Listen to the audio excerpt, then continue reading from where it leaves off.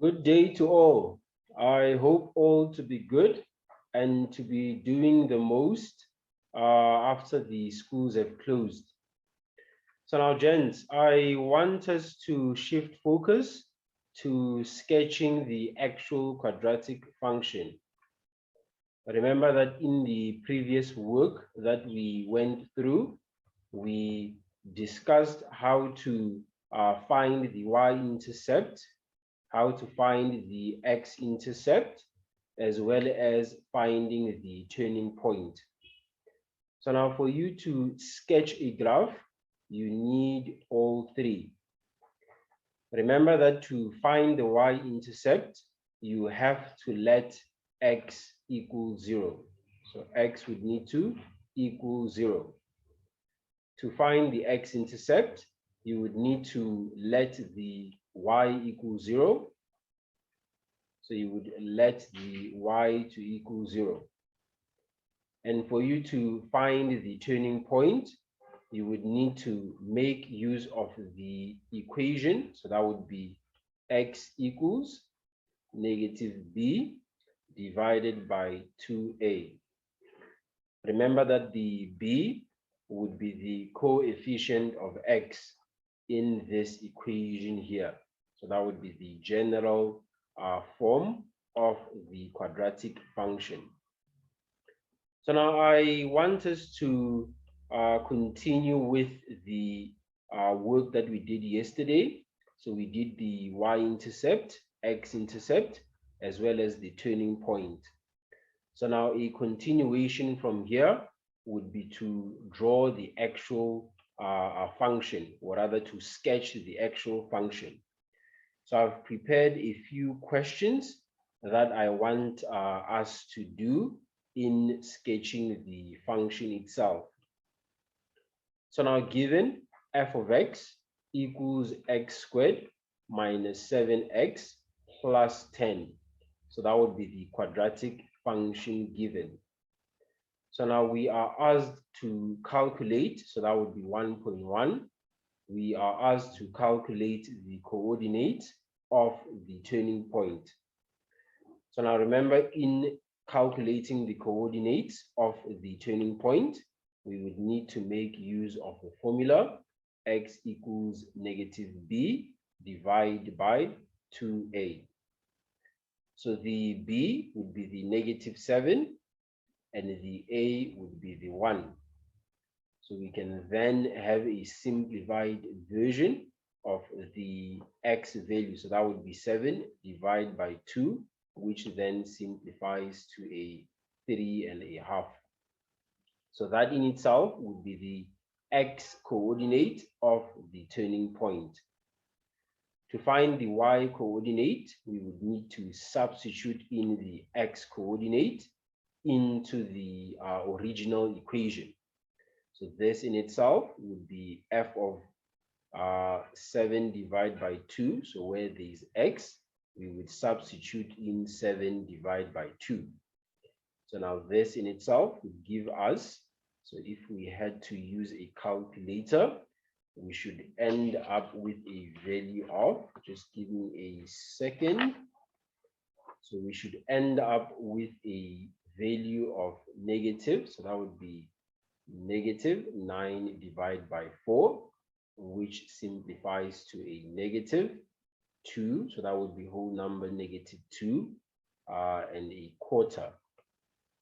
So now the coordinates of the turning point would then read as 7 divided by 2, which simplifies to a 3.5, 2, negative 9 divided by 4, which simplifies to a negative 2 and a quarter. So that in itself would be the coordinates of the turning point. So now 1.2 wants us to determine the y-intercept. So to determine the y-intercept, we would need to let the x to equal 0. So let's move on to the next page for this. So now the function 1.2, so the function was f of x equals x squared minus 7x plus 10. To find the y-intercept, we would need to let the x equal 0.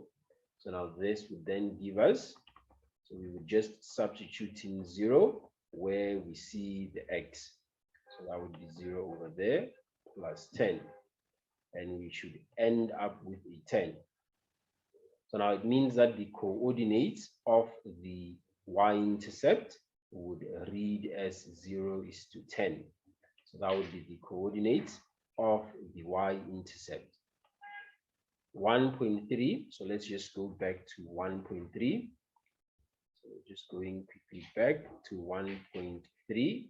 So now 1.3 wants us to determine the x-intercept.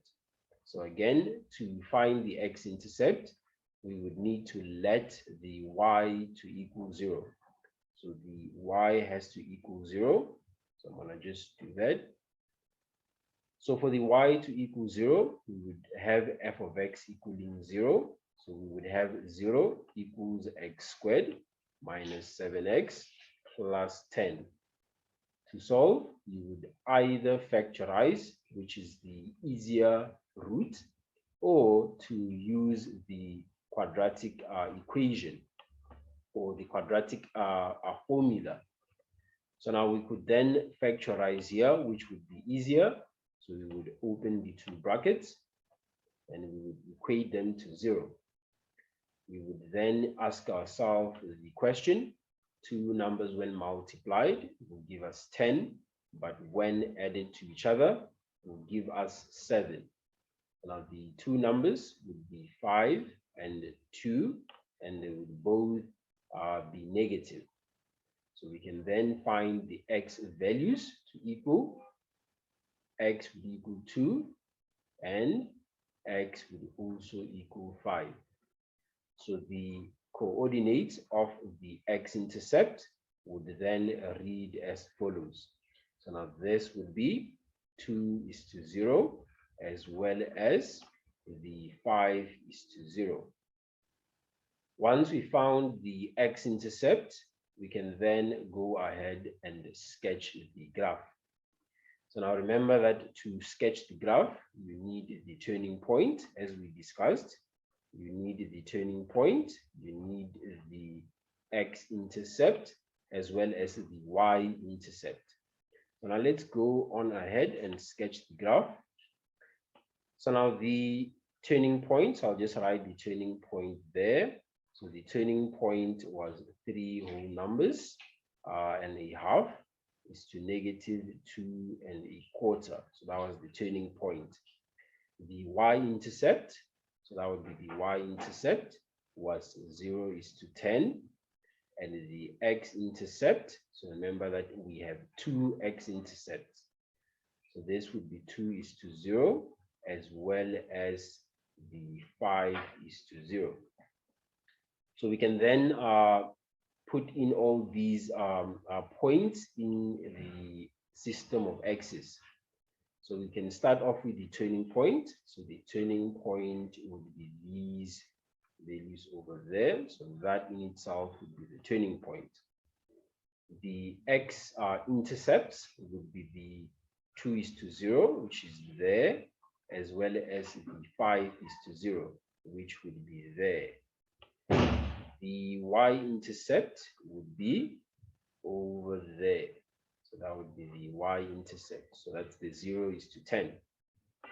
So we can then sketch the graph. So that would be sketching the graph over there. So the graph would turn at the turning point and then head on over to the y-intercept, which would be somewhat like that.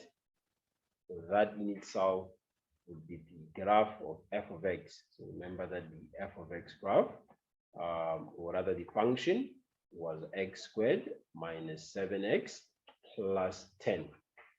Gents, that's what I wanted to share with you in terms of finding or rather being able to sketch the function. Gents, you have yourself a very good day.